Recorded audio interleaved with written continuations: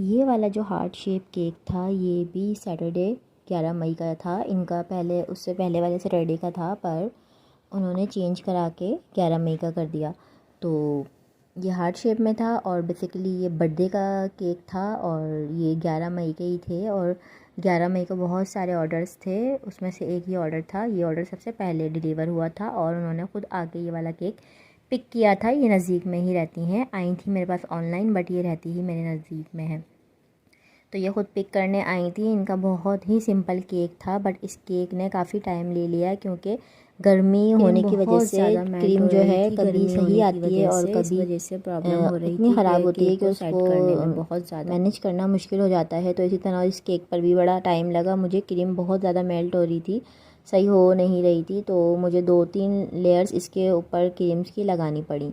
और बाकी इसके ऊपर ये रेड कलर से लिखना था तो ये लिख दिया। बाकी छोटे छोटे से हार्ट्स बनाने थे इसके ऊपर, वो बना दिए थे। बाकी बस इस पे और कोई काम नहीं था, बिल्कुल सिंपल सा केक था। तो मैंने इनकी पैकेजिंग थोड़ी सी अच्छी कर दी थी क्योंकि केक इनका बिल्कुल सिंपल था, इस पर कोई ज़्यादा काम नहीं था। बट सिर्फ इस पर क्रीम की वजह से टाइम लग गया क्योंकि क्रीम इसमें बहुत तंग कर रही थी। तो फिर मैंने ये वाली क्रीम रख दी। मैंने ये वाली क्रीम फिर दूसरे केक्स पर इस्तेमाल नहीं की क्योंकि ये क्रीम मेल्ट हुए जा रही थी, सही यूज़ नहीं हो रहा था इसका। तो मैंने कहा फिर दूसरे केक्स पर भी इतना ज़्यादा मेरा टाइम लग जाएगा, तो इस क्रीम की फिर मैंने गनाज बना ली थी। बाकी मैंने दूसरी क्रीम मंगा ली थी, फिर मैंने वो यूज़ करी।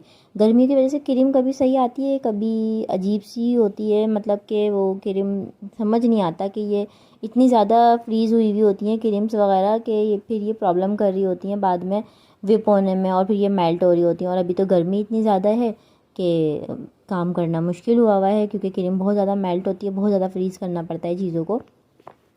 बाकी ये दूसरा केक था, ये बेकरी का केक था। बेकरी वाले मुझे ऑर्डर देते हैं तो ये उनका केक था, ये डॉल केक था। और इस पर डॉल लगानी थी, स्टिकर लगाना था डॉल का, डॉल बनानी थी इसमें।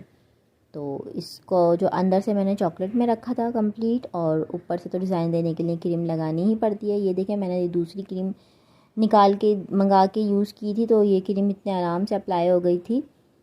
क्रीम्स में भी यही होता है कि कभी कभी प्रॉब्लम कर जाती हैं, लॉस भी हो जाता है क्रीम का, कभी फटी भी निकलती है, कभी सही नहीं होती। तो 2-2 किलो क्रीम होती है, लॉस हो जाता है क्रीम का। तो वीडियो को लाइक कर दिया करें। लाइक्स इतने ज़्यादा कम आते हैं, व्यूज़ तो आते हैं लेकिन लाइक इतने कम आते हैं।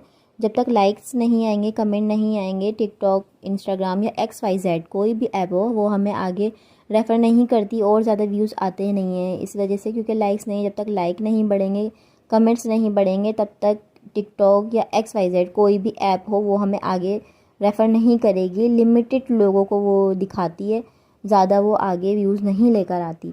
तो वीडियो को लाइक कर दिया करें। व्यूज़ तो काफ़ी होते हैं पर लाइक नहीं होते, 2-4 लोग सिर्फ लाइक करते हैं। तो इतनी एफ़र्ट्स होती है, हम पहले केक्स बनाते हैं, फिर उसको वीडियो को एडिट करना, वॉइस ओवर करना, तो इन सब चीज़ों में टाइम लग जाता है। तो सिर्फ एक लाइक ही तो करना होता है, तो एक लाइक कर दिया करें वीडियो को। लाइक करने से कुछ नहीं होगा, थोड़ी सी होम बेकर्स को सपोर्ट मिल जाती है, होम बिज़नेस करने वालों को सपोर्ट मिल जाती है।